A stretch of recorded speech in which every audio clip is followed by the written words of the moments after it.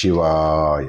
ఇవాళ ప్రపంచానికి తెలియని ఒక గొప్ప సాధన, అది కూడా మనకు అతి దగ్గరలో ఉండే క్షేత్ర దేవతకు సంబంధించిన మూలతత్వాన్ని మరియు 7 మంత్రాలలో ఒక అద్భుతమైన మంత్రాన్ని మీకోసం ఇవాళ ఇవ్వదలిచాను. 8 శతాబ్దాల మౌనం భగ్నమవుతుంది. భారతదేశ తాంత్రిక భూపటంలో కొన్ని క్షేత్రాలు అందరికీ తెలిసినవి, కొన్ని క్షేత్రాలు కొందరికి మాత్రమే తెలిసినవి, ఇంకొన్ని క్షేత్రాలు తెలిసినా తెలియనట్టు మసకబారిపోయినవి. కామాఖ్య అని చెబితే ప్రపంచంలో తంత్రం గురించి ఏమాత్రం విన్నవాడైనా తలూపుతాడు. తారాపీఠం అని చెబితే బెంగాలీ సాధకుల గుండె వేగం పెరుగుతుంది.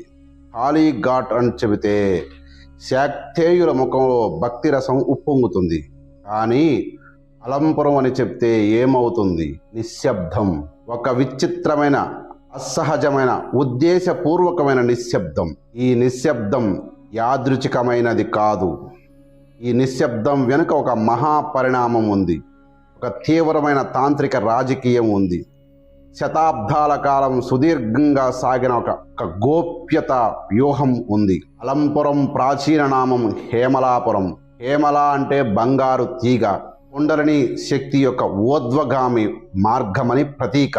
ఈ బంగారపు తీగకు నగరమైన గ్రామం కాబట్టే హేమలాపురం అని పిలిచేవాళ్ళు. తుంగభద్ర నదీ తీరంలో నవబ్రహ్మేశ్వరుల సన్నిధిలో వెలిసిన మహాశక్తి క్షేత్రం. ఈ క్షేత్రం గురించి సామాన్య భక్తులకు తెలిసింది ఇంతే.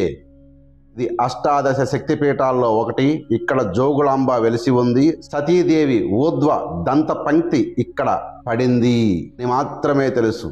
ఈ క్షేత్రం యొక్క తాంత్రిక గర్భగృహంలో ఏముందో సామాన్య భక్తులకి ఏమాత్రం తెలియదు.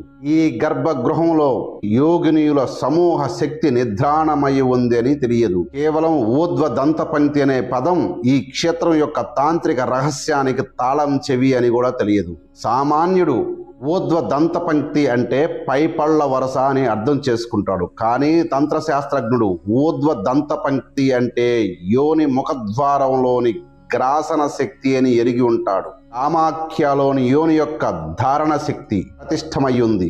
అది సృష్టితత్వం. అది అమ్మ గర్భంలో బిడ్డను ధరించే శక్తి. కానీ అలంపురంలో ప్రతిష్టమైన గ్రాసన శక్తి అది సంహారతత్వం. అది సృష్టిని తిరిగి తనలోకి లాగుకునే మహాశక్తి. ఏ శక్తి సృష్టిని గ్రహించగలదో ఆ శక్తే నూతన సృష్టికి బీజాన్ని వేయగలదు అని గ్రహించాలి సాధకుడు. విధ్వంసం లేకుండా నిర్మాణం లేదు, మరణం లేకుండా జననం లేదు, గ్రాసనం లేకుండా విసర్జన లేదు. ఈ గ్రాసన శక్తి యొక్క అధిష్టాత్రి జోగిని చక్రేశ్వరి. ఈ క్షేత్రంలో ఆమెను జోగులాంబ అని పిలుస్తున్నారు. కామాఖ్య మహాక్షేత్రమే. ఆ క్షేత్రం యొక్క శక్తి ఎవ్వరూ తక్కువ చేయలేరు. కానీ భారతదేశం యొక్క తాంత్రిక భూగోళంలో ఒక అసమతుల్యం ఏర్పడి ఉంది. ఉత్తర భారతం మరియు పూర్వ భారతంలో తాంత్రిక క్షేత్రాలు ప్రపంచ ప్రసిద్ధి చెందినవి. కానీ దక్షిణాపథంలోని తాంత్రిక క్షేత్రాలు మరుగున పడిపోయాయి. అలంపురం వాటిలో అగ్రగణ్యమైనది.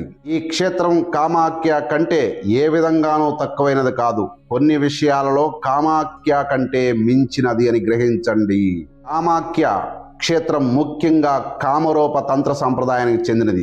ఇది ముఖ్యంగా వామాచార ప్రధానమైన సాంప్రదాయం. ఈ అలంపురం మాత్రం కౌల సంప్రదాయానికి చెందినది. కౌల మార్గం వామాచారాన్ని మరియు దక్షిణాచారాన్ని రెండింటినీ అధిగమించిన సమగ్ర మార్గం. ఈ సమస్తాన్ని తనలో ఇముడ్చుకునే విశాలమైన మార్గం ఈ కౌల మార్గం. అందువల్ల అలంపురంలోని సాధన మరింత సమగ్రమైనది, మరింత లోతైనది. కామాఖ్య వరకు వెళ్ళవలసిన అవసరం లేదు. మన నేలలోనే, మన నేలపైనే, మన తెలుగు నేలపైనే, తుంగభద్ర ఒడిలోనే ఆ మహాశక్తి సాధకుల కోసం, అందరి కోసం వేచి ఉందని గ్రహించండి సాధకులారా.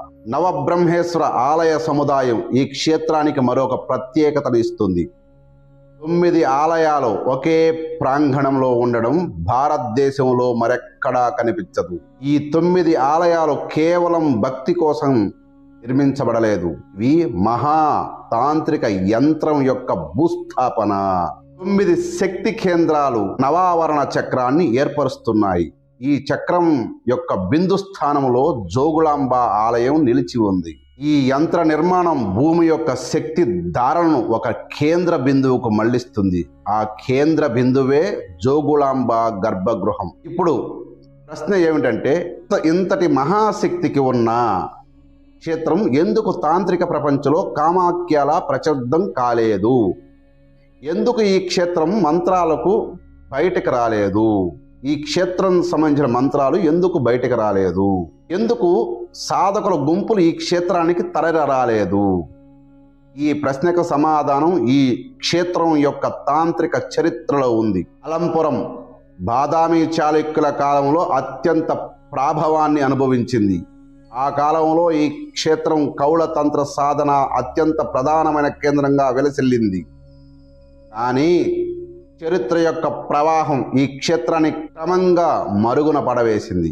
ఈ క్షేత్రపు తాంత్రిక పరంపర ఉద్దేశపూర్వకంగా ఈ జ్ఞానాన్ని లోకం నుంచి దాచిపెట్టింది. ఈ నిర్ణయం ఒక కారణం ఈ మంత్రాల తీవ్రత. జోగులాంబ సాధారణ దేవత కాదు, ఆమె జోగిని, యోగిని చక్రేశ్వరి. 64 మంది యోగినీలు సమూహ శక్తి యొక్క అధిష్టాత్రి అని తెలుసుకోండి సాధకులారా. ఈ శక్తి యొక్క తీవ్రతను తట్టుకునే సామర్థ్యం అందరికీ ఉండదని, అయోగ్యుల చేతుల్లో ఈ మంత్రాలు విపరీత ఫలితాలను ఇస్తాయని ఆ పరంపరలు అందులో ఉన్నటువంటి సిద్ధులు భావించి దాచిపెట్టారు.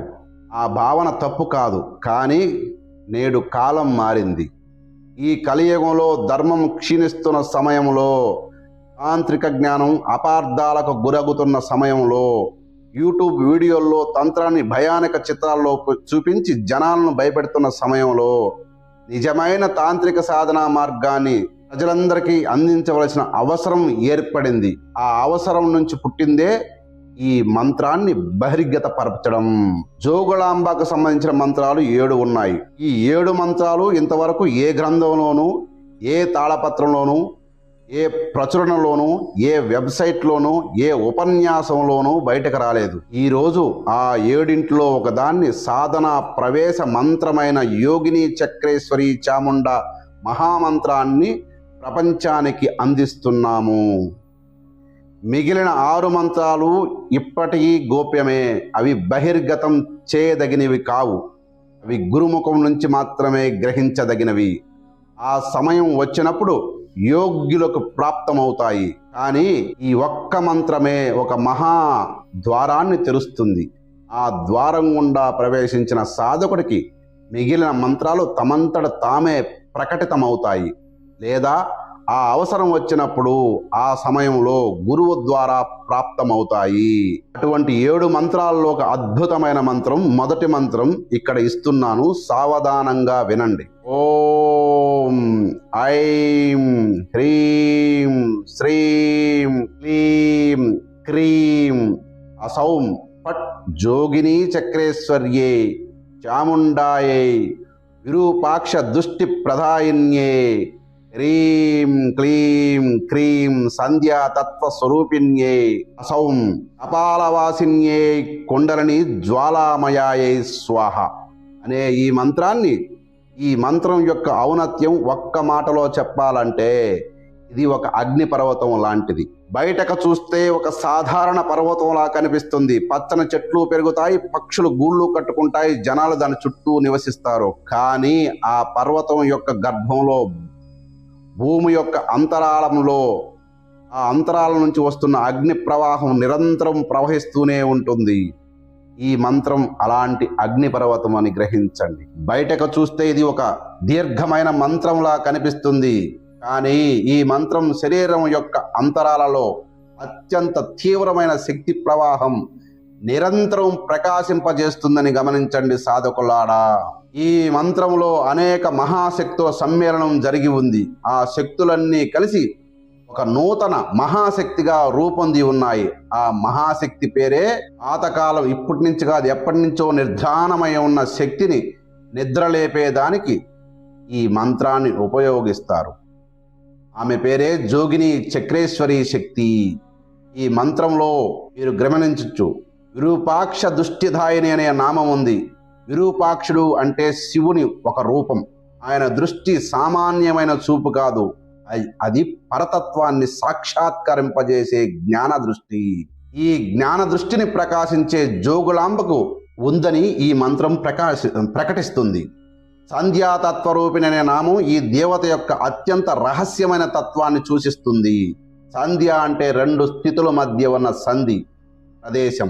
జగత్ మరియు స్వప్నాలు లేదా జాగ్రత్త మరియు స్వప్నాలు మధ్య, స్వప్న మరియు సుషుప్తుల మధ్య, సుషుప్తు మరియు తుర్యాల మధ్య ఉన్నటువంటి ఈ సంధి క్షేత్రం. సంధ్యాతత్వరూపిణి అనే నామం ఈ దేవత యొక్క అత్యంత రహస్యమైన తత్వాన్ని సూచిస్తుంది.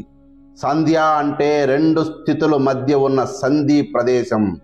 జాగ్రత్త మరియు స్వప్నాల మధ్య, స్వప్న మరియు సుషుప్తుల మధ్య, సుషుప్తి మరియు తుర్యాల మధ్య ఉన్నటువంటి సంధి క్షేత్రం. కపాలవాసిని అనే నామం సహస్రార నివాసినిగా సూచిస్తుంది. కుండలిని జ్వాలామయ అనే నామం ఈ సాధన యొక్క అంతిమ ఫలాన్ని ప్రకటిస్తుంది. ఈ సాధనలో కుండలిని శక్తి సర్పరూపంలో కాదు, జ్వాలారూపంలో ఊర్ధ్వంగా ప్రయాణిస్తుందని గమనించండి సాధకులారా. ఈ మంత్రంలోని ప్రతి నామాన్ని సాధన ద్వారానే అనుభవించాలి. అప్పుడే ఈ మంత్రం యొక్క నిజమైన ఔన్నత్యం బోధపడుతుంది సాధకులకు. తాంత్రిక సాధన విషయంలో భారతదేశంలో ఒక మహా అన్యాయం శతాబ్దాలుగా జరుగుతుంది. సాధన చేయడానికి కొందరు మాత్రమే అర్హత ఉందని, స్త్రీలు మంత్ర సాధన చేయకూడదని, కొన్ని కులాల వారు మాత్రమే దీక్ష తీసుకోవచ్చని, ఇంకా అనేక నియమాలు విధించబడ్డాయి. ఈ నియమాలన్నీ కూడా తంత్రశాస్త్రం యొక్క మూల సిద్ధాంతానికి పూర్తి విరుద్ధమైనవని గ్రహించండి సాధకులారా. తంత్రం ఎప్పుడూ ఏ మానవుణ్ణి తిరస్కరించలేదు, ఏ లింగానికి సంబంధించిన ద్వారాన్ని ముయ్యలేదు, ఏ వర్ణానికి నిషేధాన్ని విధించలేదు. ఈ జోగిని చక్రేశ్వరి చాముండా మహామంత్ర సాధనను స్త్రీలు చేయవచ్చు, పురుషులు చేయవచ్చు, తృతీయ లింగ వ్యక్తులు చేయవచ్చు, అంటే నపుంసకులు, ఏ వర్ణం వారైనా సరే చేయవచ్చు, ఏ కులం వారైనా చెయ్యవచ్చు. ఈ మంత్రానికి ఒకే ఒక అర్హత ఉంది, అది శ్రద్ధ. శ్రద్ధ ఉన్నవాడు సాధనకు అర్హుడు, లేనివాడు ద్విజుడైన అనర్హుడే. జోగిని చక్ర సంప్రదాయంలో స్త్రీలకు ప్రత్యేక స్థానం ఉంది. 64 మంది యోగినీలు స్త్రీ శక్తులు. జోగిని చక్రేశ్వరి స్త్రీ స్వరూపిణి. ఈ సమస్త చక్రమే స్త్రీ శక్తి యొక్క మహాప్రకటన. అందువల్ల స్త్రీలు ఈ సాధన చేస్తే వారిలో ఈ మంత్రం మరింత వేగంగా చైతన్యాన్ని పొందుతుంది. ఎందుకంటే వారి శరీరమే ఈ శక్తిని సహజ నివాసం అని గ్రహించాలి. ఇప్పుడు సాధనా విధానాన్ని చెబుతున్నాను, ప్రతి అంశాన్ని శ్రద్ధగా గ్రహించండి. ఈ మంత్ర సాధన ఆరంభించడానికి అత్యంత ఉత్తమమైన సమయం అమావాస్య. జోగిని చక్రేశ్వరి చాముండా తత్వానికి అమావాస్య అత్యంత అనుకూలమైన తిథి. అమావాస్య రాత్రి సంధ్యా సమయంలో ప్రథమ జపాన్ని ప్రారంభించాలి. తర్వాత ప్రతిదినం సాయం సంధ్యా సమయం లేదా రాత్రి సమయంలో జపం చెయ్యాలి. దేవత సంధ్యాతత్వ స్వరూపిణి కాబట్టి సంధ్యా సమయమే ఈ సాధనకు అత్యంత అనుకూలం. సూర్యుడు అస్తమించే వేళ నుంచి రాత్రి ఆరంభమయ్యే వేళ వరకు ఉన్న కాలం ఈ జపానికి స్వర్ణ సమయం లాంటిది. ఈ సమయంలో కుదరని వారు రాత్రి ఏ సమయంలోనైనా జపం చేసుకోవచ్చు. ప్రాంతం కాలంలో మాత్రం ఈ జపం చేయకూడదు, అంటే ఉదయాన్నే ఈ జపం ఎప్పుడూ చేయకూడదు. ఎందుకంటే ఈ దేవత యొక్క శక్తి ప్రవాహం సాయంకాలం మరియు రాత్రి సమయంలో తీవ్రంగా అనుభవంలోకి వస్తుంది. ఇకపోతే సాధన చేసే స్థలం శుచిగా ఉండాలి. ఒక ప్రత్యేక గది లేదా గది యొక్క మూల ఈ సాధనకి ఖచ్చితమైన సాధనకి కేటాయించుకోవాలి. ముఖం దక్షిణ దిశగా ఉంచి కూర్చోవాలి. దక్షిణ దిశ చాముండా తత్వానికి అనుకూలం.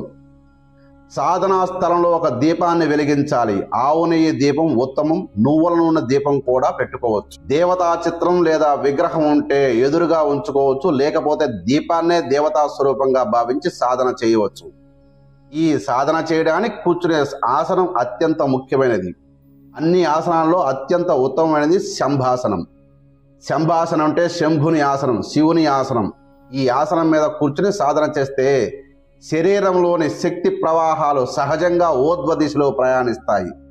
సాధనా ఫలం శీఘ్రంగా ప్రాప్తమవుతుంది. ఇక శంభాసనం దొరకని వారు దర్భాసనాన్ని ఉపయోగించుకోవచ్చు. దర్భ కొనని ఉత్తర దిశగా ఉంచి పెట్టుకునేలా ఆ దర్భచాపను పరుచుకోండి. అంటే దర్భలని ముందు కొనలు ఉంటాయి కదా, ఆ కొనలని ఉత్తర దిశగా ఉండేటట్టు చూసేటట్టు దర్భచాపను పరుచుకొని గొంగడి వేసుకొని ఆ గొంగడి పైన కూర్చోవాలి. దర్భల భూమి నుంచి వచ్చే అవసరం లేని శక్తులను నిరోధిస్తాయి. గొంగడి శరీర ఉష్ణాన్ని సంరక్షిస్తుంది, తగ్గిస్తుంది. ఈ 2 ఆసనాల్లో ఏదైనా ఒకదాన్ని తప్పనిసరిగా వాడాలి. నేలపై నేరుగా గాని, సాధారణ చాపపై గాని, కుర్చీలో గాని కూర్చొని ఈ సాధన చెయ్యకూడదు. ఈ మంత్ర జపానికి 2 రకాల మాలలు చాలా అనుకూలం. మొదటి మాల పగడాల మాల. పగడం సముద్ర గర్భం నుంచి పుట్టింది. జోగిని చక్రేశ్వరి యొక్క శక్తిని ఆకర్షించడానికి పగడాల మాల అత్యంత అనుకూలం. పగడాల మాల దొరకని వారు రుద్రాక్ష మాలను వాడాలి. రుద్రాక్ష సర్వ మంత్రాలకు అనుకూలమైనది కాబట్టి సాధకునకు ఈ సాధనకి జపమాల కూడా ఉపయోగపడుతుంది. మాలలో 108 పూసలు ఉండాలి, లేదా 54 పూసలు ఉన్నా సరిపోతుంది. జపం చేసేటప్పుడు మాలను గోముఖం నుంచి ఆ సంచిలో ఉంచి జపం చేయాలి. మాల బయటకు కనిపించకూడదు. జప సమయంలో ప్రతిదినం 2000 ఖచ్చితంగా జపించాలి. కనీస సంఖ్య దీనికంటే తక్కువ చేయరాదు. ఈ సమయాన్ని ఒకేసారి కేటాయించలేని వారు 2 సమయాలుగా విభజించుకోవచ్చు. సాయం సంధ్యా సమయంలో 1000 జపాలు చేసి రాత్రి సమయంలో 1000 జపాలు చేయవచ్చు. కానీ ఒకే సమయంలో 2000 జపాలు చేయడం మరింత శ్రేయస్కరం. ఎందుకంటే నిరంతరాయ జపం వల్ల శక్తి ప్రవాహం తీవ్రం అవుతుంది. ఇక జపం ఎలా చేయాలి? జపం ఉపాంశ విధానంలో చెయ్యాలి. పెదవులు కదులుతుండాలి, నాలుక కదులుతుండాలి, కానీ శబ్దం బయటకు వినిపించకూడదు. కేవలం సాధకుడికి మాత్రమే తన జపం వినిపించాలి. బిగ్గరగా జపం చేయకూడదు. ఈ మంత్రం గోప్యమైనది కాబట్టి ఇతరులు వినిపించేలా జపం చేయడం ఉచితం కాదు. మీరు అడగొచ్చు, గురువుగారు మీరు బయటకు చెప్తున్నారు కదని. మీరు చేసేటప్పుడు ప్రపంచానికి తెలియకుండా చేయండి అని చెప్తున్నాను. జపానికి ముందు కొద్దిసేపు కళ్ళు మూసుకుని దేవతను భావన చేయాలి. జోగులాంబను హృదయంలో స్మరించాలి. ఆమె తేజస్సు సాయం సంధ్యా సమయంలో ఆకాశం ఎర్రగా ప్రకాశిస్తుందని భావన చేయాలి. ప్రకాశం హృదయం నుంచి సమస్త శరీరంలో వ్యాపిస్తుందని అనే విధంగా భావించాలి. ఆ భావన స్థిరమైన తర్వాత జపానికి ఉపక్రమించాలి. 2000 జపాలు పూర్తయిన తర్వాత మాలను శిరస్సుపై ఉంచుకొని దేవతను నమస్కరించాలి. తర్వాత కనీసం 5 నిమిషాలు మౌనంగా కూర్చోవాలి. ఈ 5 నిమిషాల మౌనం అత్యంత ప్రాముఖ్యమైనదని గమనించండి సాధకులారా. జపం విత్తనాన్ని నాటే ప్రక్రియ, మౌనం ఆ విత్తనానికి నీరు పోసే ప్రక్రియ అనే విధంగా మీరు ఆలోచనని గ్రహించండి. జపం అనంతరం మౌనంలోనే దేవత యొక్క ప్రతిస్పందనలు సాధకుడికి అనుభవంలోకి వస్తాయి. శరీరంలో సూక్ష్మమైన ప్రకంపనాలు, హృదయంలో ఒక అవ్యక్తమైన ఆనందం, కొన్నిసార్లు శిరస్సులో ఒక తేలికైన ఒత్తిడి, కొన్నిసార్లు వెన్నెముక వెంట ఒక వెచ్చని ప్రవాహం. ఇది దేవతా స్పందనల లక్షణాలని గ్రహించండి సాధకులారా. ఏ అనుభవం వచ్చినా ప్రశాంతంగా స్వీకరించాలి, భయపడకూడదు. ఈ సాధన ప్రారంభించిన తర్వాత కనీసం 41 రోజులు నిరంతరాయంగా జపం కొనసాగించాలి. ఈ 41 రోజులు ప్రథమ మండల సాధన. ఈ కాలంలో ఒక్కరోజు కూడా జపం విడవకూడదు. అనారోగ్యం వచ్చినా, ప్రయాణంలో ఉన్న జపాన్ని ఆపకూడదు. ఒక్కరోజు విడిస్తే మొదటి నుంచి ప్రారంభించాల్సి ఉంటుంది. ఈ సాధనా కాలంలో సాత్విక ఆహారం తప్పకుండా తీసుకోవాలి. మాంసాహారం విసర్జించాలి. మద్యపానం సాధన జరిగినంత కాలం పూర్తిగా విసర్జించాలి. ఇకపోతే జపానికి ముందు స్నానం చేసి శుచైన బట్టలు ధరించాలి. రసజ్వల స్త్రీలు 4 రోజులు జపం విడిచిపెట్టవచ్చు. 5వ రోజు స్నానం చేసి తిరిగి ఆరంభించవచ్చు జపాన్ని. ఈ లెక్కలో 4 రోజుల నుండి మండలంలో 4 రోజులు తీసివేయబడి మిగిలిన రోజులు లెక్కలోకి చేర్చుకోవలసి ఉంటుంది. ఈ మంత్రాన్ని ఉపాసనా మార్గంగా స్వీకరించి నిష్ఠతో సాధన చేసే వ్యక్తి యొక్క శరీరం అద్భుతమైన ప్రవర్తనాలు అనుభవిస్తాయి. మానవ శరీరంలో అనేక శక్తి కేంద్రాలు ఉన్నాయి, అనేక శక్తి ప్రవాహ మార్గాలు ఉన్నాయి, అనేక శక్తి భాండాగారాలు ఉన్నాయి. ఈ శక్తి కేంద్రాల్లో అధిక భాగం సామాన్య మానవుడి జీవిత కాలంలో నిద్రాణమయ్యే ఉంటుంది. కేవలం జీవించడానికి అవసరమైన కనీస శక్తి మాత్రమే జాగృతమై ఉంటుంది. మిగిలిన శక్తి అంతా నిద్రలోనే ఉంటుందని గ్రహించండి సాధకులారా. ఒక మహాభవనంలో 1000 గదులు ఉన్నాయి, కానీ మనం ఒకే గదిలో జీవిస్తున్నాం. మిగిలిన గదులన్నీ మూసివేయబడి ఉన్నాయి. వాటిలో ఏముందో మనకు తెలియదు. జోగిని చక్రేశ్వరి సాధన ఆ మూసివేయబడిన గదులు తాళాలను తెరుస్తుంది. ప్రథమ మండలం సాధన పూర్తయిన తర్వాత సాధకునికి ఆ ఇంద్రియాలపై తీక్షణమవుతాయి. వ్యక్తుల ముఖాల్లోకి భావాలను, పరిస్థితుల్లోని అంతర్లీనత ధోరణను, సంఘటనలోని కార్యకారణ సంబంధాలను సూక్ష్మంగా గ్రహించే శక్తి వస్తుంది. ఇదే విరూపాక్ష దృష్టి యొక్క ప్రారంభ రూపం. ద్వితీయ మండలం సాధన తర్వాత శరీరంలో శక్తి ప్రవాహ మార్గాలు శుద్ధమవుతాయి. వెన్నెముక వెంట ఒక వెచ్చని ప్రవాహం, అరచేతుల్లో ఒక జలధరింపు, భ్రూమధ్యంలో ఒక సూక్ష్మమైన ఒత్తిడి అనుభవంలోకి వస్తాయి. ఈ దశలో సాధకుడికి స్వప్నాల్లో దేవత దర్శనమిచ్చే అవకాశం ఉంది. ఈ దేవత సంధ్యాతత్వ రూపిణి కాబట్టి జాగృత్ మరియు స్వప్నాల సంధిలో, అంటే నిద్రలోకి జారుతున్న ఆ క్షణంలో దేవత యొక్క స్పష్టమైన సాన్నిధ్యం అనుభవంలోకి వస్తుంది. దీర్ఘకాల సాధన చేసేవారు శరీరంలో నిద్రాణమైన శక్తి కేంద్రాలు ఒక్కొక్కటిగా జాగృతమవ్వడం ప్రారంభమవుతుంది. మూలాధార ప్రాంతంలో ఒక వేడి అనుభవంలోకి వస్తుంది. ఆ తర్వాత ఆ వేడి ఊర్ధ్వంగా ప్రయాణిస్తుంది. ఈ సాధనలో కుండలిని శక్తి సర్పంలా మెల్లగా ప్రయాణించదు, జ్వాలలా ఉధృతంగా ప్రయాణింపజేస్తుంది. ఈ జ్వాల గతి అత్యంత తీవ్రమైనది. ఈ అనుభవాలు వచ్చినప్పుడు భయపడకూడదు, ప్రశాంతంగా ఉండాలి. ఎందుకంటే ఇవి దేవత అనుగ్రహ లక్షణాలు కనుక. ఈ ఉపాసనా మార్గంలో దీర్ఘకాలం నిలబడిన సాధకుడికి సర్వ సంపదలు ప్రాప్తిస్తాయి. జ్ఞాన సంపద, అంతర్దృష్టి సంపద, వాక్ శక్తి సంపద, ఆకర్షణ శక్తి సంపద, రక్షణ శక్తి సంపద, భౌతిక ఐశ్వర్యం, ఇవన్నీ ఈ ఒక్క సాధన ద్వారా ప్రాప్తమవుతాయి. తాంత్రిక ప్రపంచం యొక్క నిజమైన అవగాహన కూడా ఈ సాధన ద్వారా ప్రాప్తమవుతుంది అని గుర్తించండి సాధకులారా. నీటి గురించి 1000 పుస్తకాలు చదివినా దాహం తీరదు, ఒక గుక్కెడు నీరు తాగితే దాహం తీరుతుంది. అలాగే తంత్రం గురించి 1000 గ్రంథాలు చదివినా తంత్రం అర్థం కాదు. ఒక మంత్రాన్ని నిష్ఠతో సాధన చేస్తే తంత్రం యొక్క సమస్త రహస్యం ఒక్క క్షణంలో ఆవిష్కృతమవుతుంది. జోగులాంబ యొక్క నిజమైన చరిత్ర, ఆమె శక్తి, ఆ శక్తి యొక్క నిజమైన తత్వం, ఈ క్షేత్రం యొక్క నిజమైన రహస్యం పుస్తకాల్లో చదివి తెలుసుకునేది కాదు, సాధన ద్వారా మాత్రమే అవగతమవుతుంది. పుస్తకం బయట చరిత్రను చెబుతుంది, సాధన అంతరంగ చరిత్రను ఆవిష్కరిస్తుంది. పుస్తకం రాతి గోడల మీద కథను చెబుతుంది, సాధన గోడల్లో నిద్రిస్తున్న శక్తుల కథను చెబుతుంది. పుస్తకం గడిచిన కాలాన్ని చెబుతుంది, సాధన శాశ్వత వర్తమానాన్ని అనుభవింపజేస్తుంది. ఈ మంత్రాన్ని గ్రహించే ప్రతి వ్యక్తి ఒక విషయం పూర్తిగా తెలుసుకోండి. ఈ మంత్రాన్ని కేవలం విని వదిలేయకండి, సాధన చెయ్యండి. ప్రతిదినం 2000 జపాలు చెయ్యండి. శంభాసనంపై కూర్చుని దక్షిణముఖంగా సాయం సంధ్యా సమయంలో పగడాలమాలతో గాని రుద్రాక్షమాలతో గాని జపం చేయండి. 41 రోజులు నిరంతరాయంగా చేయండి. ఆ తర్వాత మీ అనుభవమే మీకు మార్గదర్శకమవుతుంది. స్త్రీ అయినా పురుషుడైనా, ఏ లింగం వాడైనా, ఏ కులం వారైనా, ఏ వర్ణం వారైనా ఈ సాధన చేయడానికి అర్హుడే. ఒకే ఒక షరత్తు ఉంది, ఆ షరత్తు పేరే శ్రద్ధ. శ్రద్ధతో ఈ మంత్రాన్ని ఉపాసిస్తే జోగిని చక్రేశ్వరి చాముండ తన సాధకుని శరీరంలోకి ప్రతి నిద్రాణ శక్తిని జాగృతం చేస్తుంది, ప్రతి మూసివేయబడిన ద్వారాన్ని తెరుస్తుంది, ప్రతి అంధకారమయ గదిని ప్రకాశింపజేస్తుంది. ఈ ప్రకాశమే విరూపాక్ష దృష్టి, ఆ జాగరణయే కుండలిని జ్వాల, ఆ ద్వారమే సంధ్యాతత్వం, ఆ గమ్యమే కపాలవాసం. ఆ సమస్తానికి అధిష్టాత్రి జోగిని చక్రేశ్వరి చాముండ, ఆమె జోగులాంబ. మళ్ళా ఒకసారి మంత్రం చెబుతాను, సావధానంగా వినండి నాయన. ఓం ఐం హ్రీం శ్రీం క్లీం హ్రీం అసౌం ఫట్ జోగిని చక్రేశ్వర్యే చాముండాయే విరూపాక్ష దృష్టి ప్రదాయిన్యే హ్రీం క్లీం క్రీం సంధ్యాతత్వ స్వరూపిణ్యే అసౌం కపాలవాసిన్యే కుండలిని జ్వాలామయాయ స్వాహ అనే ఈ మంత్రాన్ని మీరు నిరంతరము జపించుకోవడం వల్ల జీవితాల్లో అద్భుతాలు తెలుస్తాయి.